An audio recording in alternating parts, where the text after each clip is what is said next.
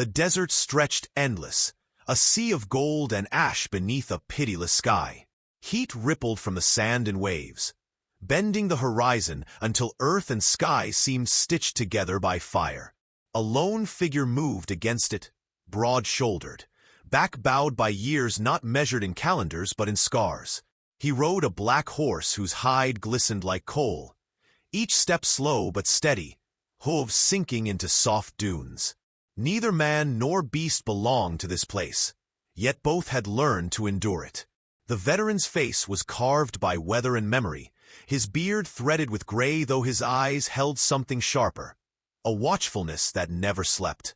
He carried no flag, no cause, only the silence of a soldier discarded by war. Every mile felt like exile.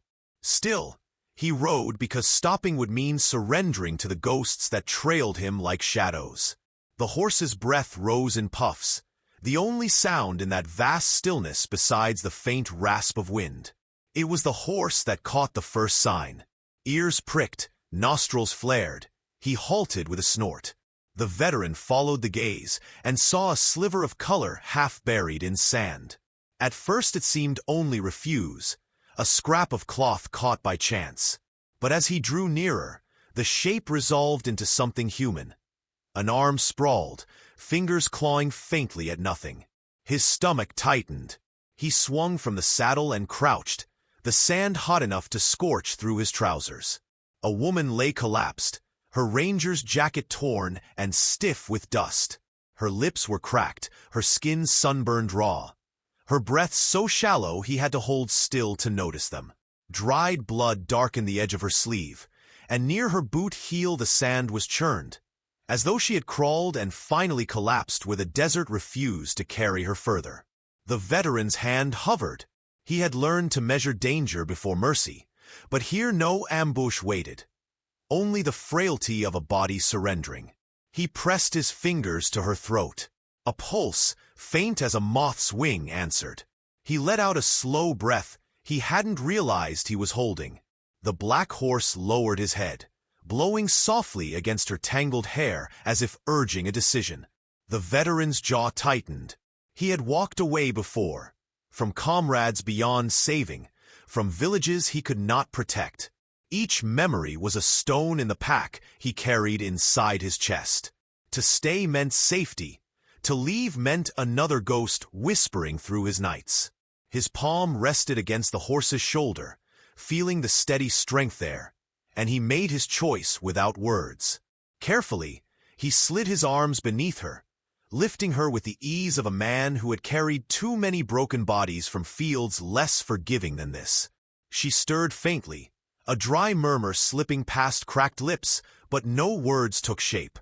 He mounted with effort, balancing her weight across the saddle before him. The horse shifted but did not resist, as if he too understood the gravity of the burden. The horizon was already swallowing the sun, bleeding red across the sand.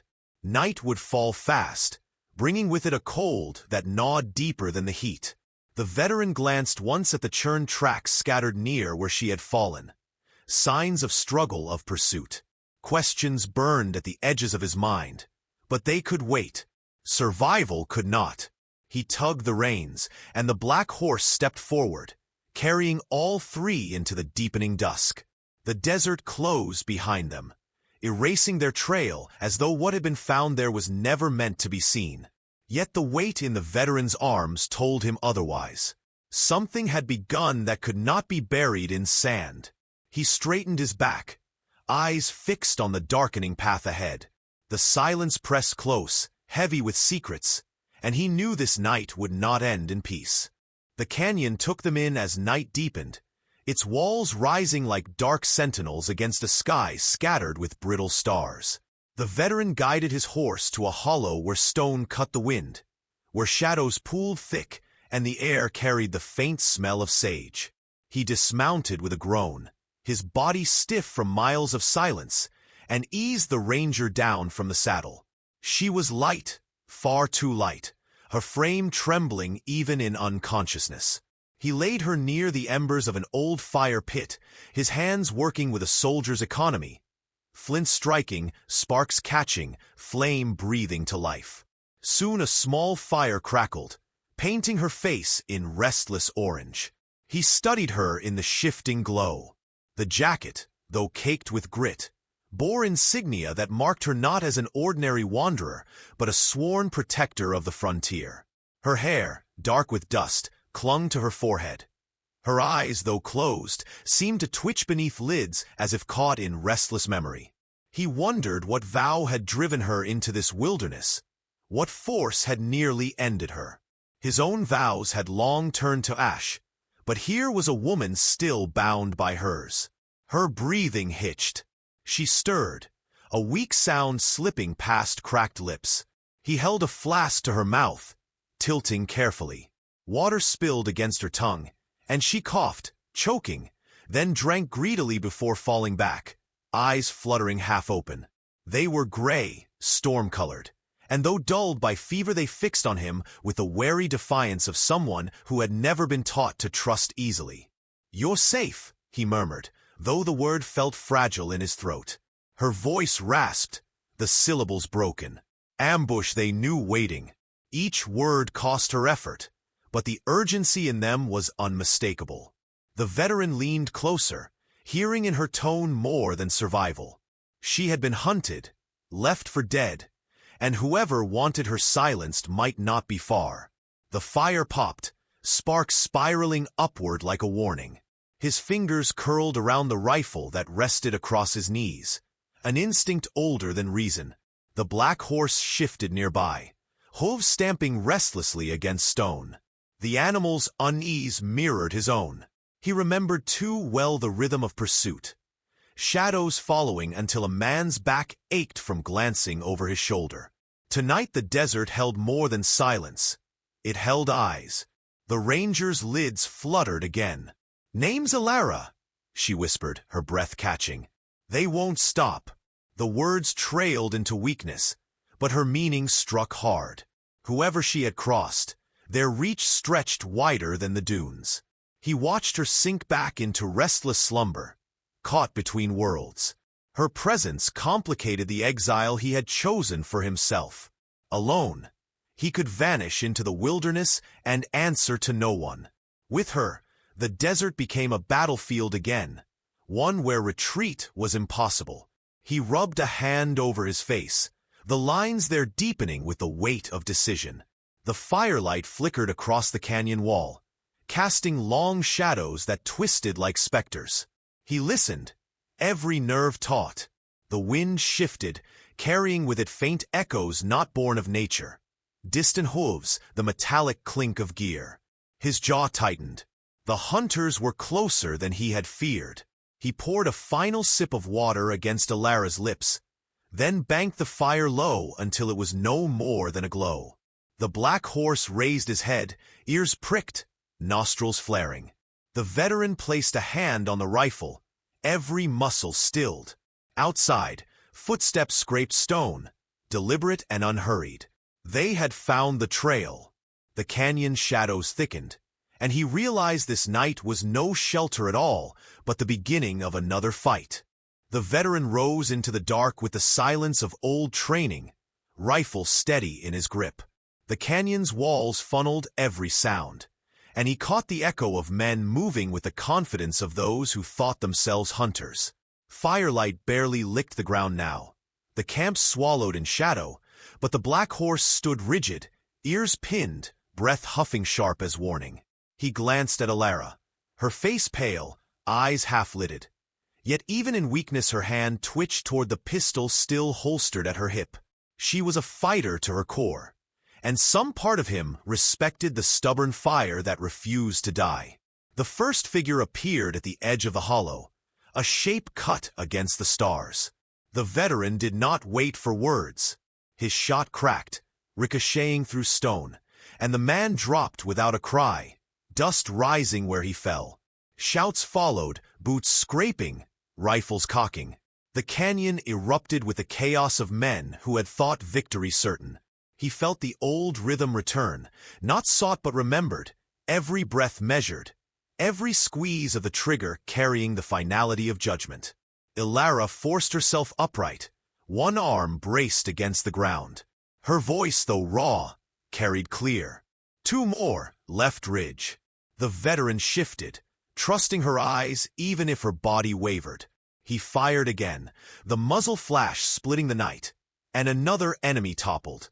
A third tried flanking low, but the black horse lunged with sudden violence, hove striking stone, forcing the attacker back into the open. The veteran finished the work with grim precision. Gunfire echoed like thunder trapped in stone corridors. Bullets struck sparks off rock, shards raining down. He crouched low, feeling the sting of grit against his face. These were not raiders acting on impulse. They moved with method, cutting angles, hurting. Whoever had sent them wanted her silenced beyond doubt. And now, by choice or fate, he had become the shield in their path. Ilara coughed hard, a ribbon of blood staining her sleeve, but her eyes blazed when she caught his glance. "You don't know what you've stepped into," she rasped. "Doesn't matter," he replied, voice flat, steady as stone. She shook her head faintly, struggling for words between shallow breaths. "They're not outlaws. Higher. Rangers themselves, bought, turned. I found proof. They'll burn me before letting it reach daylight." The admission cut deeper than any bullet. Betrayal from within was the wound no salve could heal. He understood then why she had been left to the desert, why her survival meant more than one life saved. The truth she carried threatened men who had once sworn the same oaths as she had. His chest tightened, old memories rising of orders twisted, of comrades sacrificed for causes cloaked in lies. This was no stranger's fight. It was the reflection of his own. The canyon quieted suddenly, the air heavy with gunpowder and fear. One last rider remained, his shadow stretching long against the rock. The veteran stepped forward, rifle aimed, but his horse shifted, forcing the man into hesitation. The standoff stretched taut, then snapped as the enemy turned and fled into the dark. Silence followed, thick and absolute. The veteran lowered his rifle slowly, his breath ragged but controlled. Ilara sagged back against the stone, trembling from pain and exhaustion. Yet her gaze held steady.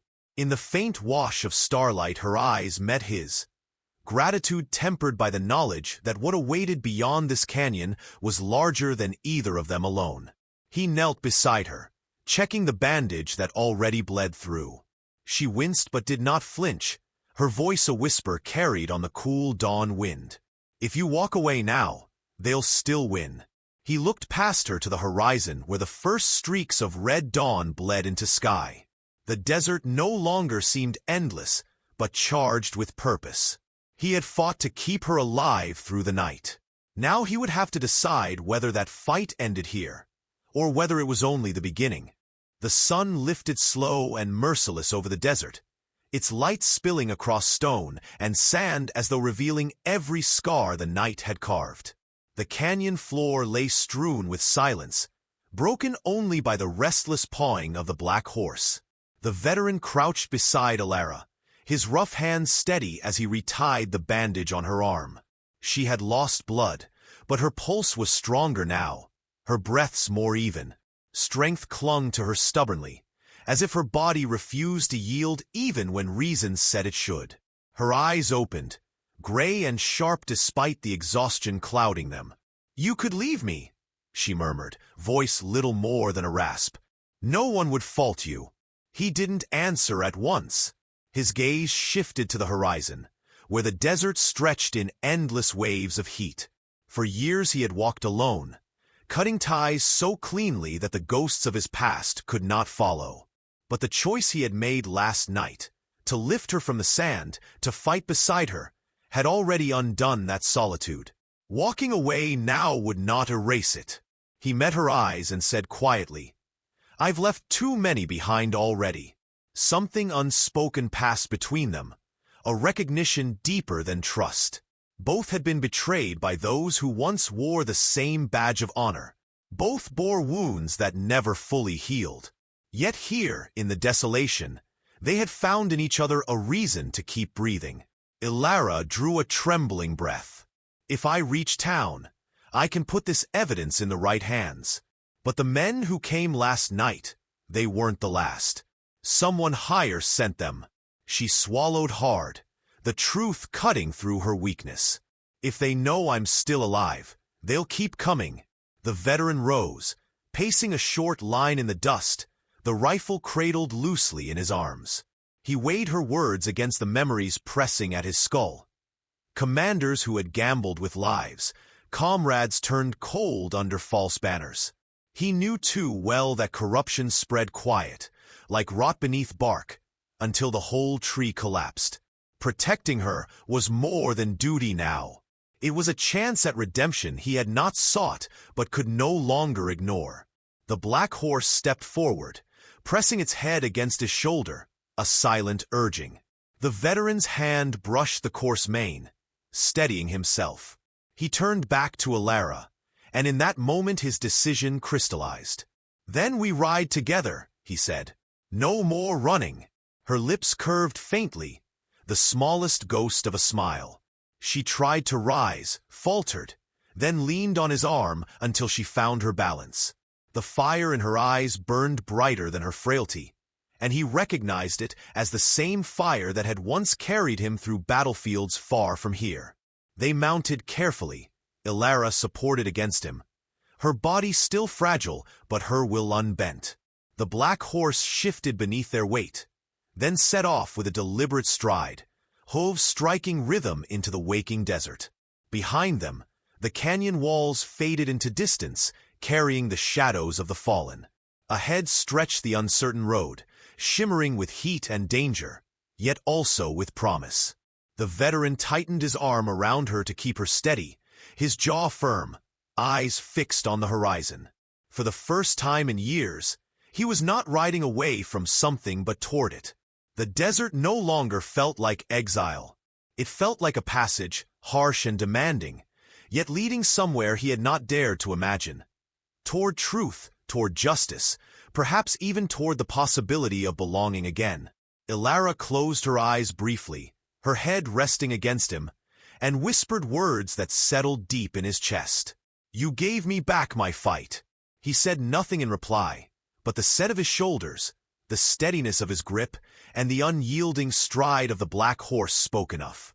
The sun climbed higher, and together they moved into its blinding blaze.